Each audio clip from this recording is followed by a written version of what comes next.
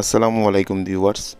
আমি S K Hriday, S M poultry farm and হ্যাচারির পক্ষ থেকে আমার আরেকটি ভিডিওতে আপনাদেরকে স্বাগতম। আমার আজকের ভিডিওতে মূলত দুটি টপিক নিয়ে আমি আলাপ আলোচনা করব।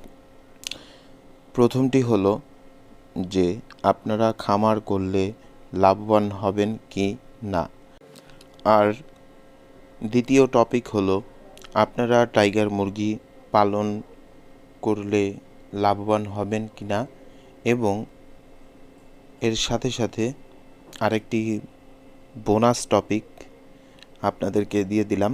সেটা হলো এই সপ্তাহে টাইগার স্যাসো মুরগির বাচ্চার দাম কত থাকবে। আগেই শুরুতেই আমি একটি গুরুত্বপূর্ণ বার্তা আপনাদের কাছে শেয়ার করি।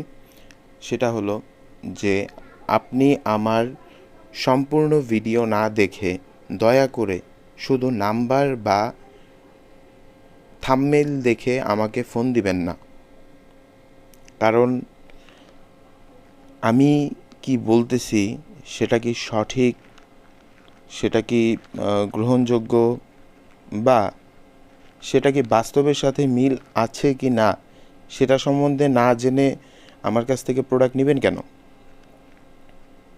এটা আমার ব্যক্তিগত মন্তব্য। আশা করি সবাই বুঝতে পেরেছেন। তাহলে আজকে প্রথম টপিকে চলে আসি। সেটা হলো আপনারা খামার করলে লাভবান হবেন কি না। শুরুতেই বলে দিই, খামার করার ভিতরে লাভের থেকে লসের অংশটা কিন্তু অবশ্যই বেশি। এটা কিন্তু আপনাদের সবসময় মনে রাখতে হবে। তাই বলে যে খামার করাটাই লস, সেটা আবার ভেবে নিয়েন না, ভুল বুঝবেন না। কারণ যদি যারা বলে যে খামার করাই লস, তাদেরকে একটা কথাই বলবো যে আমি নিজেই ব্যক্তিগতভাবে ছোটোবেলা থেকে শুনে এসেছি যে খামারে লোকসানে আছে, খামারে লস হচ্ছে, আরও অনেক কিছু। কিন্তু একটা জিনিস শুধু চিন্তা করেন যে যদি লসই হতো তাহলে দিনে দিনে কিন্তু খামারি বৃদ্ধিই পেয়েছে, সেটা কিন্তু ঘাটতিতে কোনো দিনও হয়নি। আরও বরঞ্চ আমাদের উৎপাদন অনেক বেশি। ছোট করে কথা বললেই হয় যে আপনি যদি ভুল প্রোডাক্ট নিয়ে কাজ শুরু করেন, সেক্ষেত্রে আপনি লোকসানের খাতায় নাম গুনতে হবেই আপনার।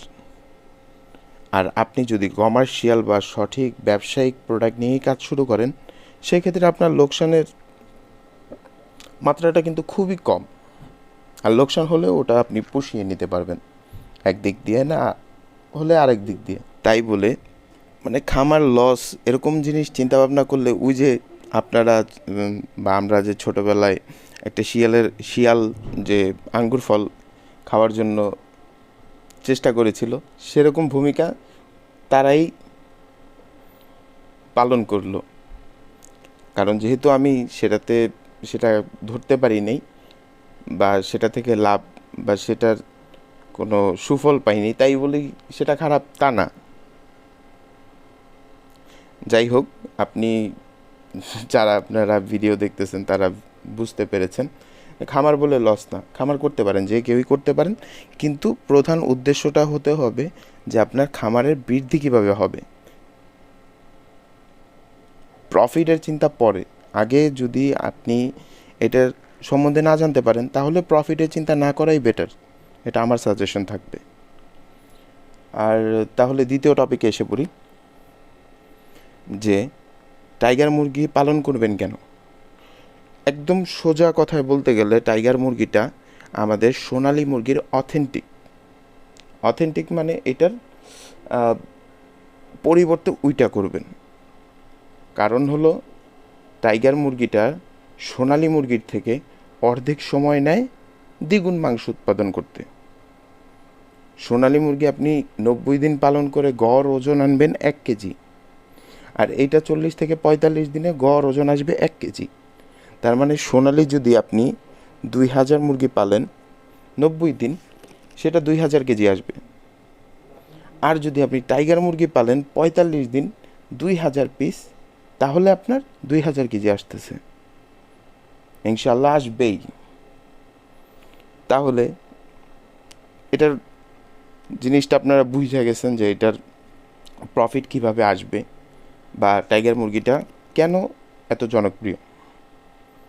মানুষ বাঁচেই এখন 50 50 বছরও ভুল হবে, এর থেকেও কমও বাঁচে, 50, 60, 70 বছর। এজন্য আমরা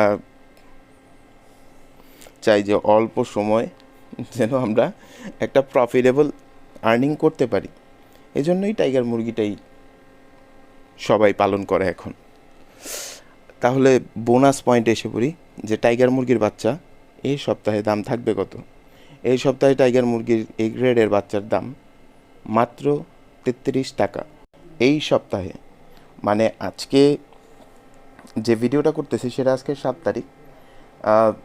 7 তারিখ থেকে 15 তারিখ পর্যন্ত এই একই রকম দাম থাকবে ইনশাল্লাহ। দাম পরিবর্তন হলে আপনি আমার কাছ থেকে ফোন করে জেনে নেবেন।